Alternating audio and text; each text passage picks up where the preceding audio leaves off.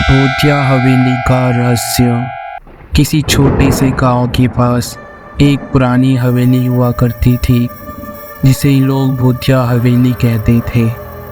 यह हवेली पिछले कई दशकों से वीरान पड़ी थी और गांव वाले रात के समय वहां जाने से डरते थे।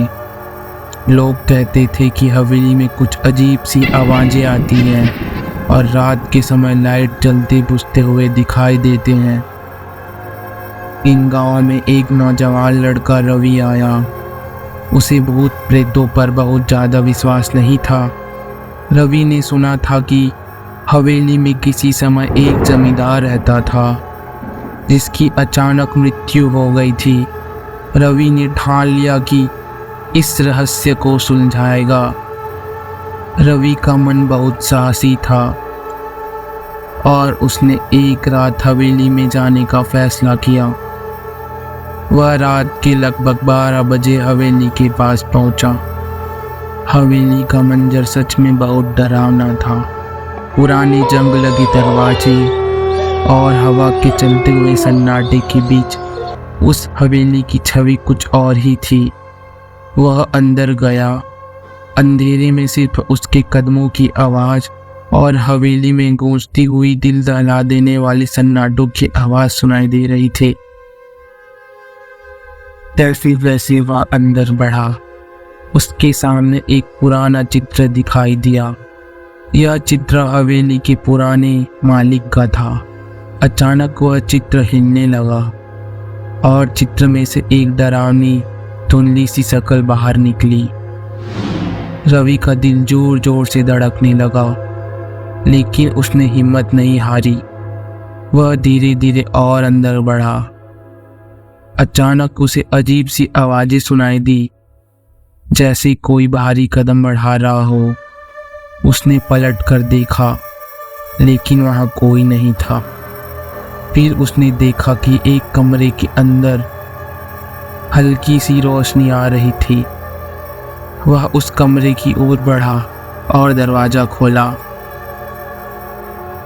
दरवाज़ा खुलते ही एक तेज ठंडी हवा का झोंका उसके चेहरे से टकराया। अंदर एक पुराना मंदिर था और वहाँ एक आत्मा खड़ी थी। आत्मा के पास एक लाल रंग की बत्तियाँ जल रही थी और वह उसकी ओर देख रही थी। उसकी आंखें पूरी तरह से काली थी।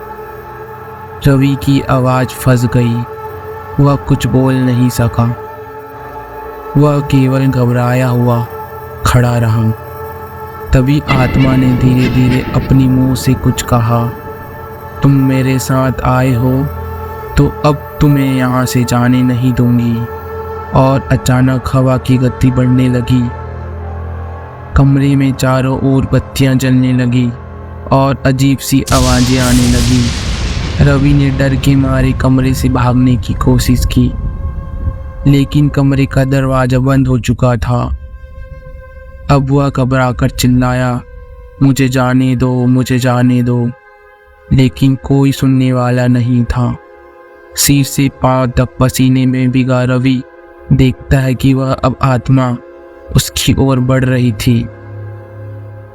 वह अपनी जड़ से उखड़ी हुई हड्डियां झटकाते हुए और अपनी कटी फटी आंखों के साथ रवि की ओर बढ़ी। रवि का दिल तेजी से धड़कने लगा। जैसी ही आत्मा ने उसे छुआ, वह अचानक बर्फ की तरह ठंडा हो गया और उसकी आंखों के सामने अंधेरा छा गया। किसी तरह वह अंधेरे से बाहर निकल पाया और जैसे ही गांव पहुंचा, उसकी आंखें लाल हो गई। उसका चेहरा पीला पड़ गया और वह पूरी तरह कांपने लगा। उसने कभी भी हवेली का रहस्य नहीं बताया, लेकिन उसके बाद से रवि का जीवन पूरी तरह से बदल गया था। वह कई रातों तक सो नहीं सका और उसके बाद से हमेशा एक खौफनाक सन्नाटा उसके साथ रहता था।